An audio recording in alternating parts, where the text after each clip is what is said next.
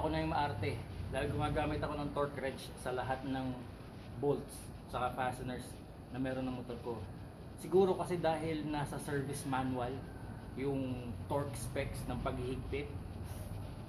Siguro may pagka-OCD lang ako, obsessive compulsive disorder, or talagang sumusunod lang ako sa kung ano yung dapat ginagawa. But anyway, let me tell you something. So this is the 8th handlebar na ni Octavia. So this is a Clubman handlebar na baligtad, inverted. Yes, nakakawalo ng handlebar si Octavia. And ang ultimate talagang goal ko sa handlebar na gusto ko, sana ay yung mababa katulad ng clip-ons, forward katulad ng sa mga cafe racers, tapos flat ng kaunti, palabas ng kaunti, yung back sweep niya kakunti lang, tapos mga pangat ng kaunti, parang flat bar na hindi naman talaga flat bar, kaunti lang yung back sweep, kaunti lang yung angle, forward and down. Ayan. So itong Clubman handlebar na to, kapag yung normal position niya, which is yung baligtad, nandito siya. Ayan, mababa siya, sobrang baba niya, gustong gusto ko yung baba niya, and forward siya, gusto ko rin yung forward position niya. Ang ganda rin ng kanyang back sweep, ang ganda rin ng kanyang angle, ang ganda rin ng kanyang down sweep, maganda lahat, perfect kanina, ngunit may problema. Etong brake master cylinder, or yung brake master reserve saka yung cylinder, kapag ganung mababa yung posisyon, nakatagilid na, nakatungo na. Ang mangyayari dyan, kapag ako ay right turn or right cornering, tapos nakahiga yung motor at nagte-trail braking ako, yung fluid mawawala dun sa butas, tatagilid yung fluid. So mangyayari, habang nagko-cornering ako ng right corner, tapos naka-trail braking ako, hangin ang papasok dun sa brake line, mawawalan ako ng preno. Delikado yun. Ang solusyon dun is, of course, napakasimple, magpalit ng brake master.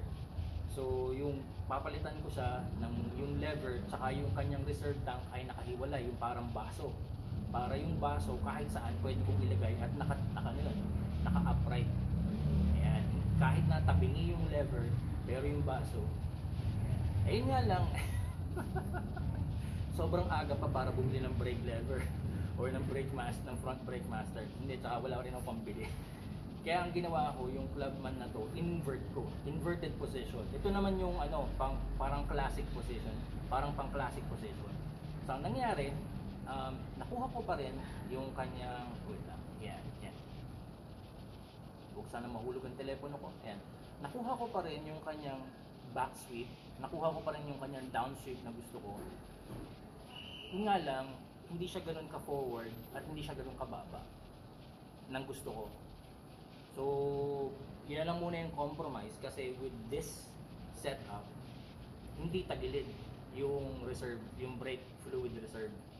So, hindi ako mawawala ng preno kapag bumabanking sa kanan. Hindi ako mapapasukan ng hangin. Ayan.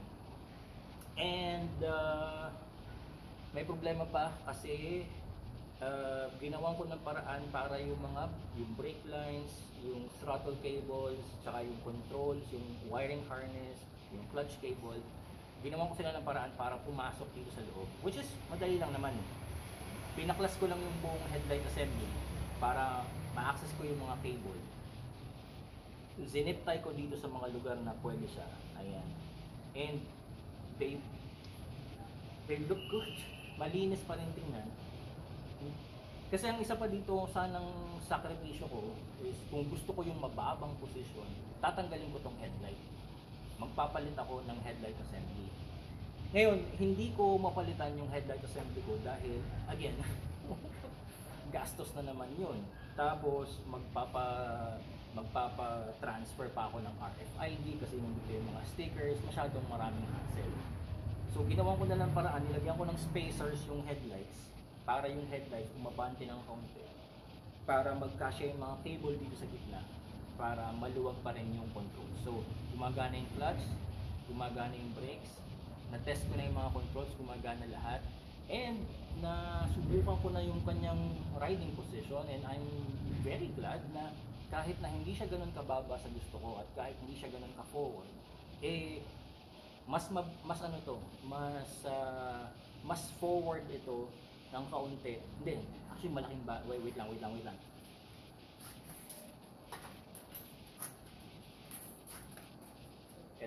Ito yung ikapitong handlebar. Ayan. So, kung tatapat ko siya, ayan, kitang-kita na mas forward ng 1.5 inches yung grips, mas forward. Pero yung kanyang height, actually medyo sa height ako medyo nabitin eh. Ayan. Dito sa Clubman. Kasi halos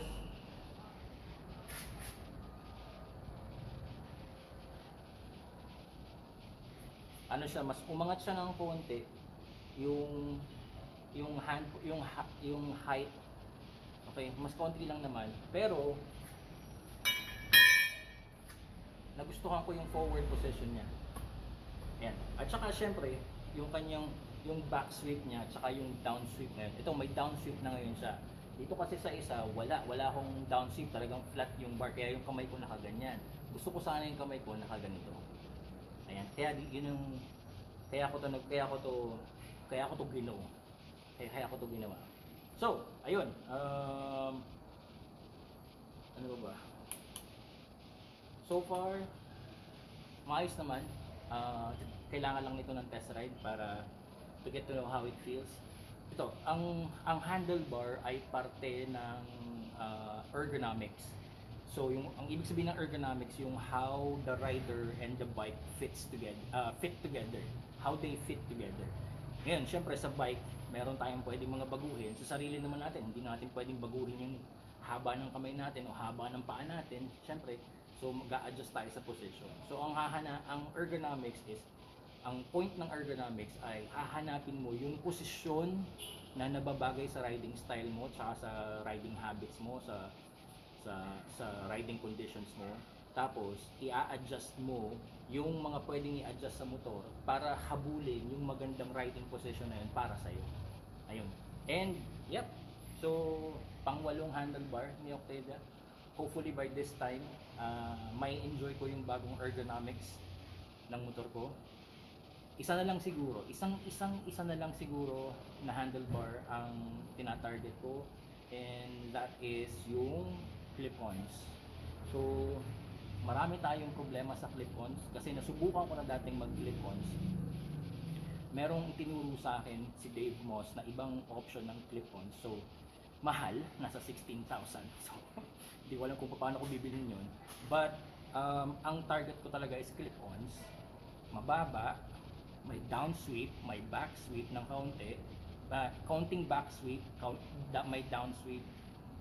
Nandito mababa yung height, tapos wide clip-ons. Ang problema ko doon ay yung fitment issues kasi tatama yung mga controls dito sa tangke. Tinanggal ko na yung fairings para hindi na sagabal, pero tumatama pa rin yung controls. So ibig sabihin, kapag nag-clip-ons project ako, malamang magpapalit ako ng controls, magpapalit ako ng brake lever and clutch lever para yung whole cockpit is pang yung nababagay sa setup ng clip-ons yun dito. Ayan, sobrang baba. So by that time, magiging sports bike ergonomics itong motor ko. So for now, I'll see you on the next video dito sa Man Cannot Ride. Thank you so much. Tara, let's ride tayo.